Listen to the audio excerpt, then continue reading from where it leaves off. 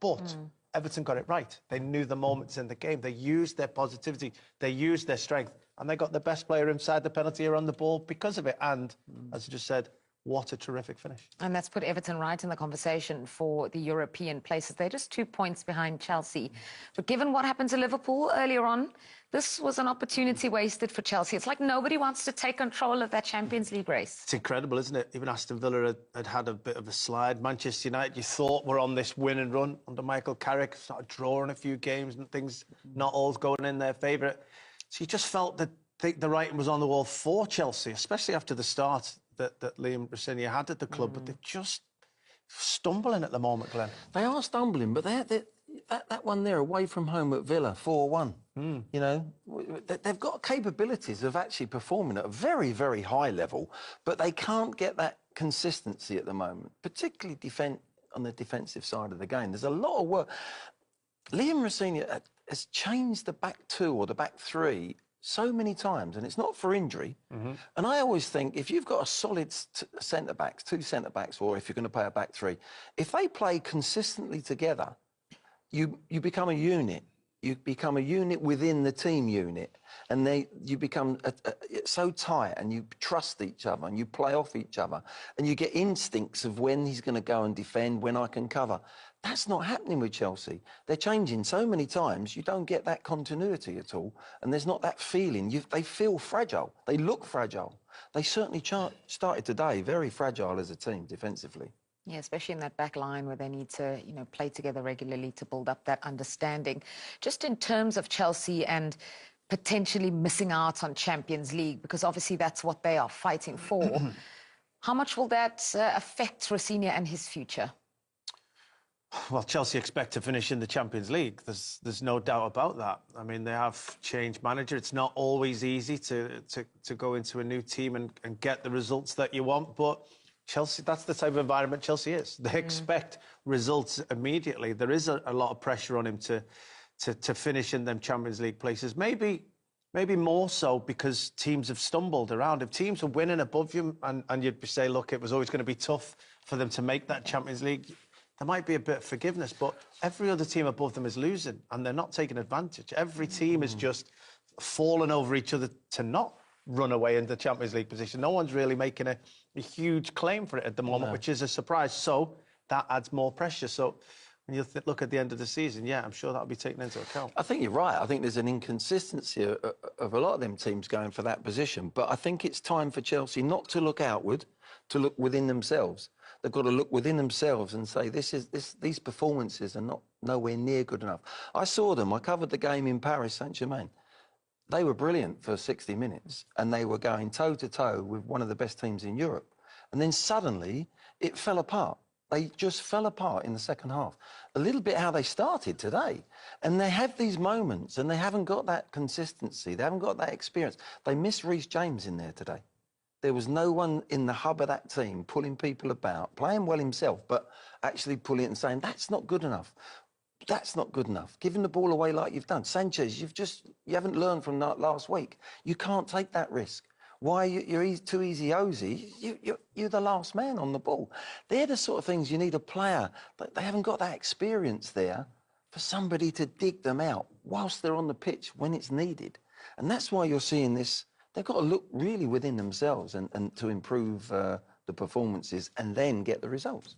Yeah, and I think even more difficult now for them, given how close it is there in that race for the top 5, is the fact that they play the 2 Manchester sides coming up next.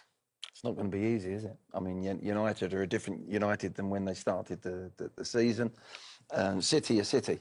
They're still going to be fighting for the league, and on their day they can tear you apart. I think it'll be a wonderful game. I've got to say, there's a lot of talent on the pitch when them 2 teams are going to play. But, yeah, they're tough fixtures. Yeah, 4 defeats in a row for Chelsea in all competitions now. And just looking at that table and what's to come, plenty of pressure for Liam Rosenior and his side. Let's go back now and hear from the Chelsea manager. Liam, would it be fair to say Everton just had more intensity, they looked more organised, they had more spirit, had more energy about them tonight? Yeah, goals give you energy, and at the moment, we are gifting goals away. gifting goals away, 2 poor goals. When we started the game edgy, first 10-15 minutes, a few cheap giveaways, and then we play our way into the game. And it seems to be happening too often the last week, where we've given really, really cheap goals away. And what that does gets the crowd, the energy of the opposition, their confidence goes up. And in the end, Everton deserved the victory, and it's something that we need to improve very, very quickly. You said it's been a constant giving these goals away, and it's down to you, isn't it? It's down to you and your coaching team and your setup to try and put an end to this sloppiness. Yeah, that's 100%. Responsibility and accountability is with me. We played in a different way. We dropped the team a little bit deeper today, worked on a 4-4-2 shape. I felt we were comfortable in the game. That was the first goal we give away was the most comfortable we were. And the difference again in both boxes is they were clinical. The third goal from Njai is a fantastic finish.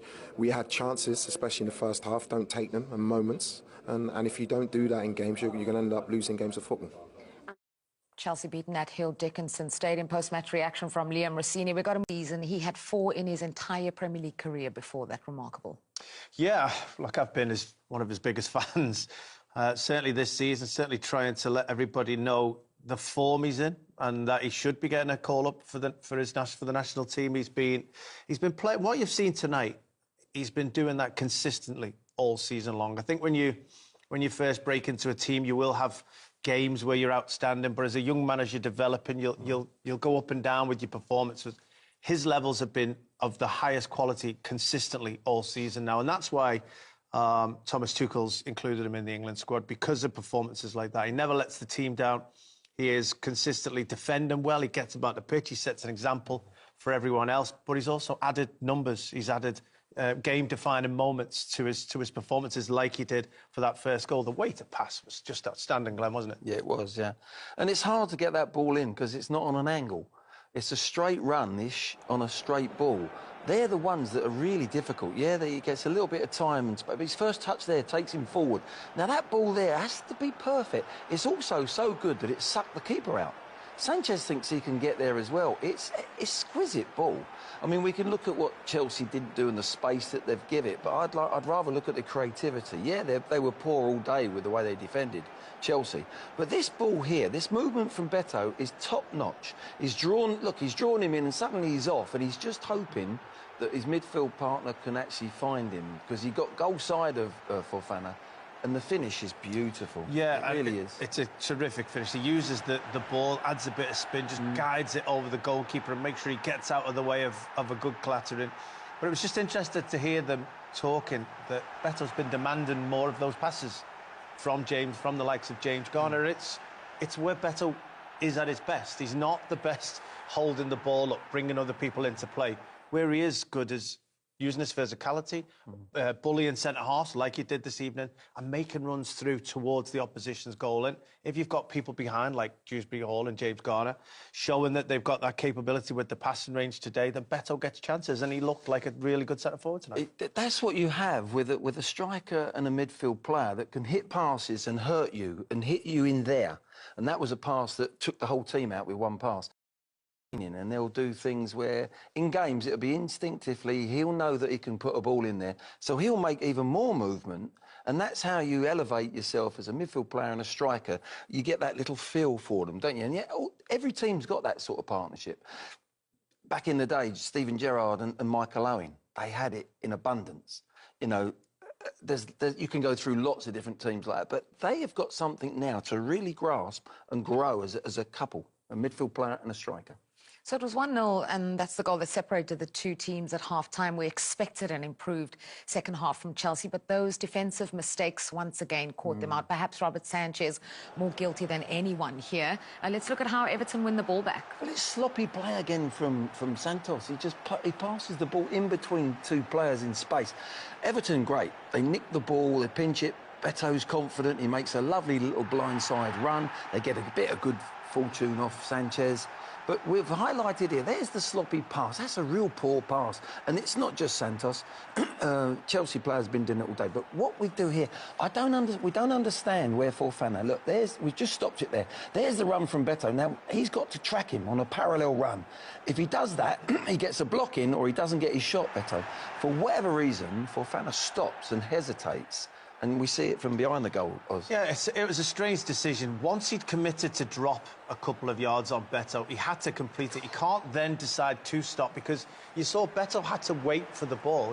Beto had actually made his run probably a second too early, and he had to wait for the ball to catch up with him. If that's the case at the top end of the field, top-class defenders will deny you an opportunity, because 1 second makes a huge difference at this level in the Premier League especially. And Fofana allowed him a second to just compose himself, let the ball catch up to him and get a shot. It's tough that the ball went through the goalkeeper's legs. Sometimes, as we were saying, they'll go in your favour, they won't. But the defending from Chelsea and the sloppiness in possession was really surprising. It's not by chance. We analysed it at half-time. Fofana, in the first couple of minutes, give a ball away. Then he goes past the ball, and really, Everton really might have scored then. So he set his tone in his game defensively really poorly. That's not a standard you can have if you're a Chelsea player. And he's got to really look at himself and his overall performance, because that's the sort of thing that makes you hesitate. If you're not in sync, if you're not defending properly from the first minute, it sets a pattern for the rest of the game, and that's how he played. You talked about the standard of defending.